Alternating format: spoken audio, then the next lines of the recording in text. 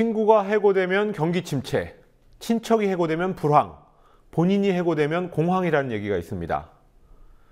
김무성 새누리당 대표는 현재의 한국 경제를 불황이라고 규정했습니다. 그러나 청와대 경제수석은 어제 경기 회복에 긍정적인 조짐이 확대되고 있다고 주장했습니다. 그러나 조짐이라고 하면 불황임을 보여주는 부정적인 조짐이 훨씬 더 많습니다. 강신혜 PD가 보도합니다. 살림살이가 어려워지자 사람들이 돼지 저금통이나 서랍 속 동전을 찾아 사용하면서 한국은행으로 되돌아오는 동전의 양이 늘어납니다. 동전 환수율은 불황 때마다 높아졌습니다. 1997년 외환위기가 발생했을 때 동전 환수율은 전년에 비해 10.2%포인트가 올라 26.9%였고 2003년 신용카드 대란 때는 2%포인트가 올라 24.1%를 기록했습니다. 이 동전 환수율이 지난해 22.3%까지 상승했습니다.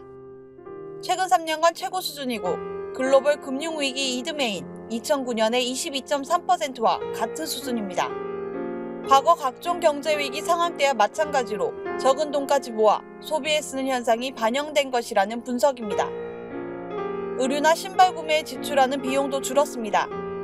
통계청이 그제 발표한 지난해 가계 동량을 보면 지난해 한 가구당 신발과 의류에 쓴 돈은 월 평균 16만 9천 원으로 전년에 비해 0.1% 떨어졌습니다. 의류와 신발 지출이 줄어든 것은 2003년 통계조사가 실시된 이후 처음입니다. 지난해 가구당 월 평균 소득은 전년보다 3.4% 증가했고 의류 물가는 4%, 남녀 구두와 운동화, 실내화는 0.2%에서 4% 정도 올랐습니다. 관련 품목의 물가가 오르고 소득도 늘어난 상황에서 지출액이 줄었다는 것은 가계가 의도적으로 지출을 줄였다고 해석할 수 있습니다. 국민 10명 중 9명이 현 경제 상황을 불황이라고 여길 정도가 되면서 당장 필요한 것은 아닌 옷이나 신발 소비를 줄인 겁니다. 전국경제인연합회는 지난 15일 국민의 93.9%가 현 경제 상황을 불황이라고 인식한다는 여론조사 결과를 발표했습니다. 하지만 청와대는 불황이 아니라고 말합니다. 최근 우리 경제는 경기 회복에 긍정적 조짐이 확대되고 있다.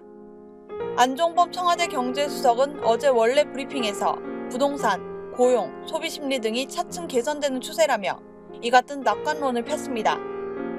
하지만 안 수석은 전셋값 폭등 문제, 또 그에 따라 빚을 내서 집을 사도록 하는 정부 정책에 따른 가계부채 급증 등에 대해선 전혀 언급하지 않았습니다. 또 청년 실업률이 10%에 달하고 구직 단념자가 급증해 50만 명에 육박하는 고용위기에 대해서도 말하지 않았습니다. 국민TV 뉴스 강신혜입니다.